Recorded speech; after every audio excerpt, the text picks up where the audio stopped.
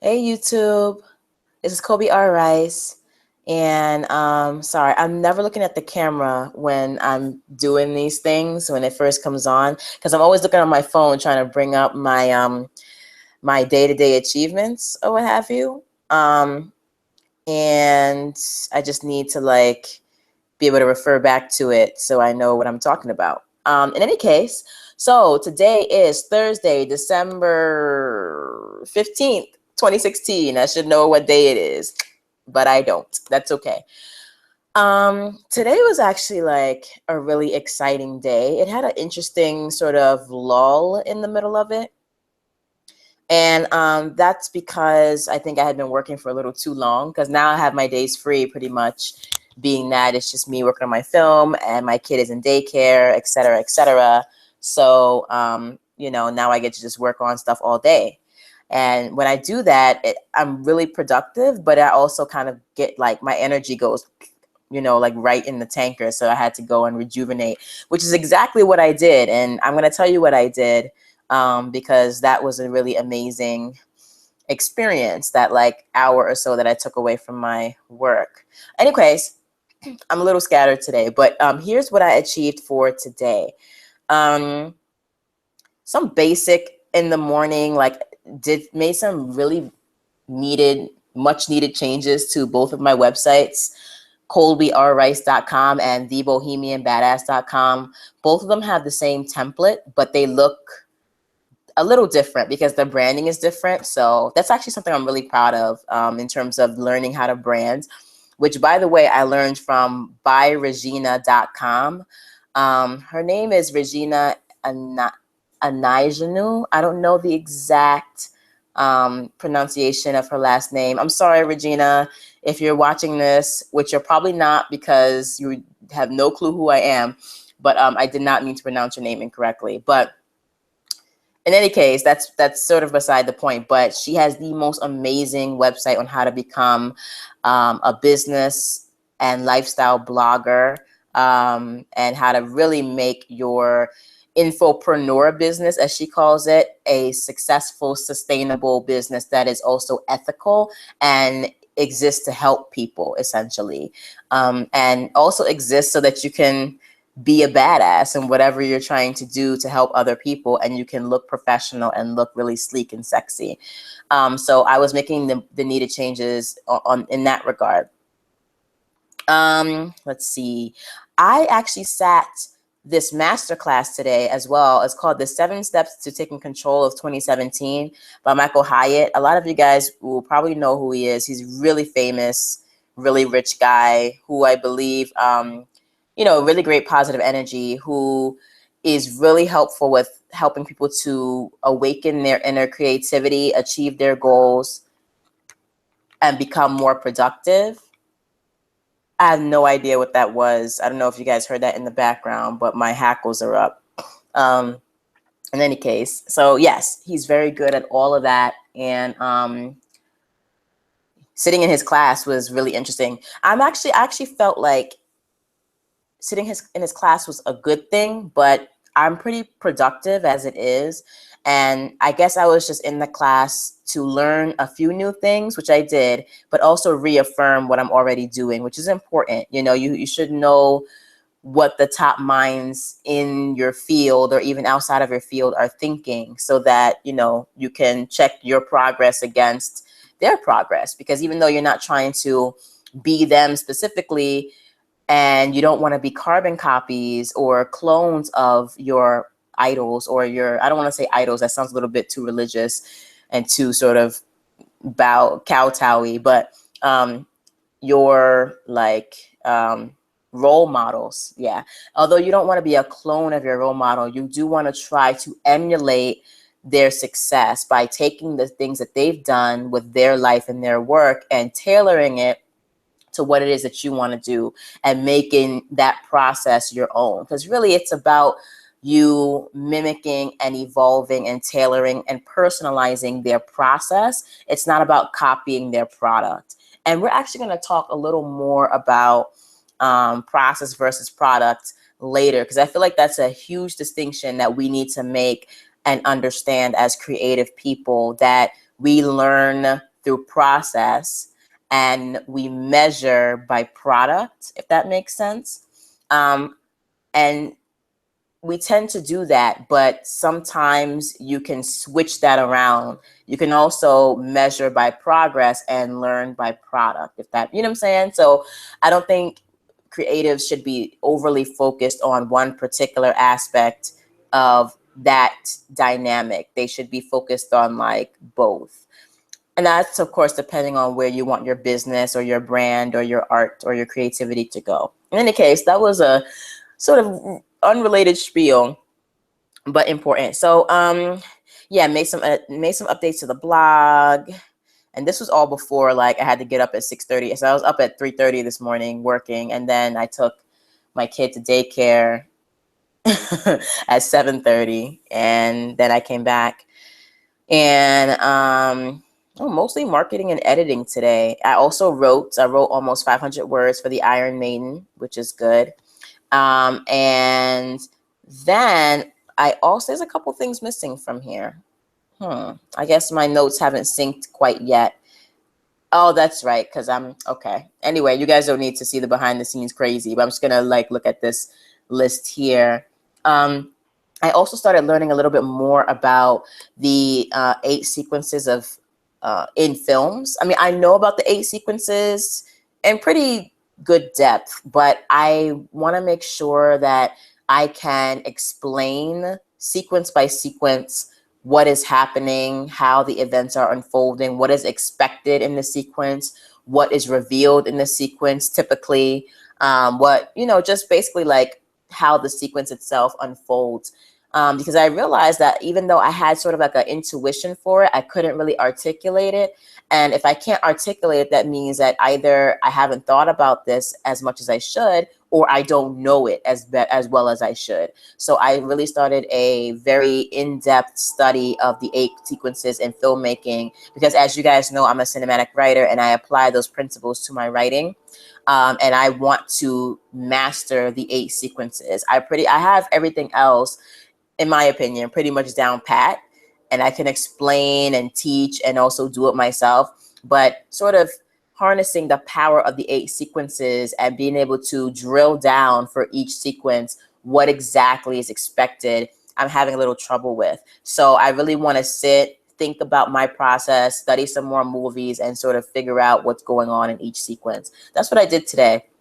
Always learning, always hustling, always breaking it down.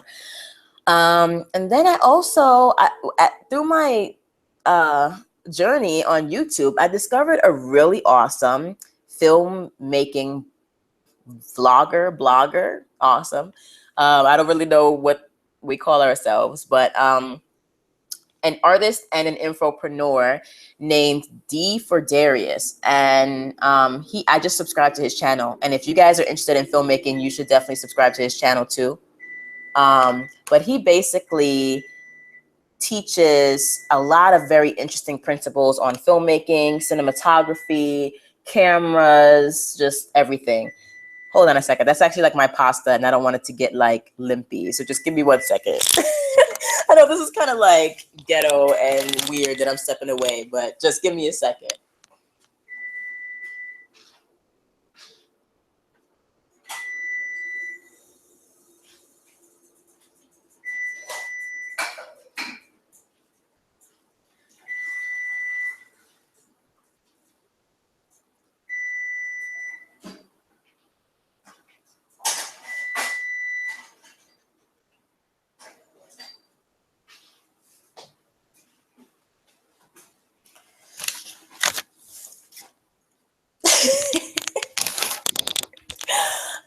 Anyway, now that I'm done being completely unprofessional, like running to get my pasta off the stove in the middle of a freaking live vlog, we can get back to business. But anyway, so his channel, his tag is D for Darius, and I've just been like really impressed with like his level of knowledge in both breadth and depth.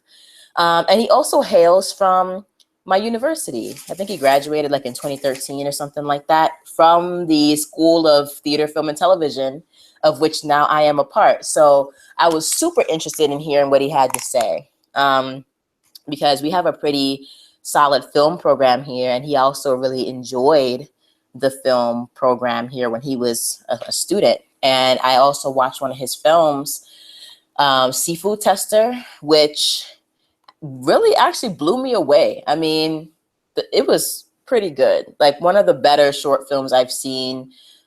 Very emotionally impactful. And it also, and this is not me like making excuses for the film, because it is good and it stands on its own either way. But it deals with issues of schizophrenia, which and a schizophrenic family member. And I've had personal experience with that in terms of dealing with an individual in my life who has had schizophrenia. And it's not the same at all. It's just interesting seeing how mental illness is being discussed in the film and talked about. And the acting was amazing. I mean, just watch it, because I want to tell you guys about it, but I don't want to spoil it. And it's only like 9.5 minutes, so just check it out.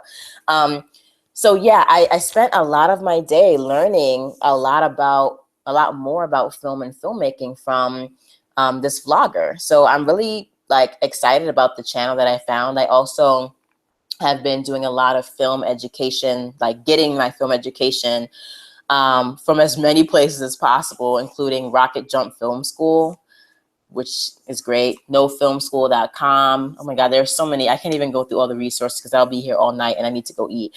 But, you know, we'll talk about resources at some other point when that's just like the main focus of the vlog. But yeah, so I spent a lot of time doing that. And then I went to a really awesome creative meeting with like essentially like the co-director of this MLK event that we are putting on. And it's going to be like a slam poetry, maybe call and response segment in between two dance segments here at the U of A in Centennial Hall. And we're really excited, and we just like connected and vibed, like jammed really hard. It was awesome. I mean, I had just posted to you guys like not just a few days ago that I was feeling very creatively isolated. And so going to that meeting and meeting with my collaborator, and just feeling that vibe and just, you know, just, I don't know, just bouncing that good energy back. Remember, it's about energy. Like I was putting out energy, they were giving me energy back, and it was just positivity and growth and constructive conversation and just, yeah, just jamming out. And so that made me feel really good and really refreshed and really restored after a long day of work and writing and all that stuff. And so yeah, that ended on a really great note. But the best thing is that in between, before, during, and then after that meeting, which is crazy because I was, you know, maybe that energy that I was getting really revitalized my brain or my ideas, because I've been planning a series of short horror films, and you know, not only because I want to make them, but because I'm trying to like get practice under my belt as a filmmaker, because that's what I want to be. I want to write novels. I want to write screenplays and TV pilots and TV scripts. And I also want to direct horror, action, and sci-fi, and any sort of combination of the three. That's what I want to do. And design games, but we're not talking about that right now. And so I was thinking about all the horror films that I want to put together. Like I would start with shorts and then build into a feature film, and then build into a feature film trilogy. That's my goal. And suddenly all the horror shorts just sort of like kind of congealed together. Congealed. I think it's congealed actually. It's either gelled or congealed. Let's get it together, Venetia, Colby, the writer. Ooh, I slipped into my other alter ego. So yeah, those shorts just kind of like congealed together. Like they're all separate stories, but I found a way to kind of have them cross paths. And they're all now going to be, it's 5 horror shorts, probably going to be about 20, 25 minutes each, maybe 10, probably 20, 25 minutes each. But they're all going to be set pretty much in the same world, dealing with people who are dealing with, you know, the same issues. And at some point, they're going to come together. And I know for people watching, you guys might be like, well, that's not revolutionary. I mean, have you seen The Walking Dead? Duh. You know, it's like, but it's it's just that for me personally, when that synergy you feel when you have seemingly disparate ideas that suddenly can come together and make each separate idea more powerful as a whole, and give the overall story more meaning, because you can add a little bit more depth and more nuance, more twists, which I'm really into. I love the plot twist thing, and just give the story more continuity, but at the same time still have each film and each story be its own separate unit and its own thing. And so, yeah, for me, as you guys know, story is really important to me. I'm never going to be the person writing or shooting like literary, just character driven stuff. I mean, I like character driven stuff, but I like character plus plot plus high octane action. Like, that's what I like. I like things like The Dark Knight, which I bring up because D for Darius was talking about it today. But that's one of my favorite movies of like all time. The Dark Knight, Aliens, Terminator 2. These are things that unfortunately are never gonna win like the Oscar for screenwriting or what have you, because they're ultimately a superhero or sci-fi, but they damn sure clean up in every other category. And they are damn sure like iconic, classic, legendary. And I would just love to, if I could make something as amazing as Aliens, Terminator 2, The Matrix, or The Dark Knight, like, I wouldn't have to make anything else after that. Well, I would, because I really just want to, I have to, because that's just what I want to do. But I would just be happy if I could produce something of that quality at some point, at some level in my career. Because those are the films I really enjoy, I love, and I really look up to as an artist, as a filmmaker. I want to say aspiring filmmaker, but I don't want to aspire. I'm just going to call myself a filmmaker, because then like it's not potential. It just is happening. In any case, so I don't even know how I got here. It's a journal, so journals ramble. But basically, that meeting really helped to spark basically like the evolution in my ideas. And so I'm really going to try my best to reach out. And the meeting actually was with someone who is more involved in the community, like as opposed to the university directly. And I loved that, just getting, the university is great for resources, but also just getting out into the community and connecting on that level. I'm going to really make an attempt to do more of that. And Tucson is, I mean, I was walking back after sunset tonight, and I've known this ever since I've been here. I noted this when I first got here, but Tucson to me feels like really untapped territory where filmmaking is concerned. And that's mostly because the state has pretty much gutted filmmaking incentives from their like state tax plan or something like that. I don't know, but people don't come here to shoot because there's no film incentives and there's no discount or like refund or whatever film incentives do. As you can tell, I'm still learning, so I'm not like up on everything yet. But sorry, I know I'm looking like kind of nervous or whatever. My focus is all over the place. Yeah, so but Tucson is really an amazing place to shoot. I mean, you have everything you pretty much need, especially if you're doing something like sci-fi or especially horror. I mean, I cannot tell you how many like crazy looking buildings there are, like dark alleys. It's like super dark at night because like there are not really many street lights, which I guess is actually not so good for cinematography because you need lighting. However, if you're looking for spooky places, there's no shortage of them in Tucson, although overall Tucson is actually pretty relatively safe, which is funny. So yeah, getting lots of ideas, just walking around the neighborhoods, and that's always great. So yeah, I'm looking forward to kicking off, launching my film career here. Starting off with some horror films, some horror shorts, and we'll see where it goes from there. In any case, that was my day. I hope your day was creative and beautiful and fun and fruitful. And I'm gonna go eat my pasta now. So, if you guys wanna like tag me, say hi, like the comments are there, or not. You can just watch the video like some of you guys are doing. In any case, I'm gonna go eat my pasta because I'm hungry. Peace out. Keep it indie. Stay badass. And I'll talk to you guys soon. All right. Bye.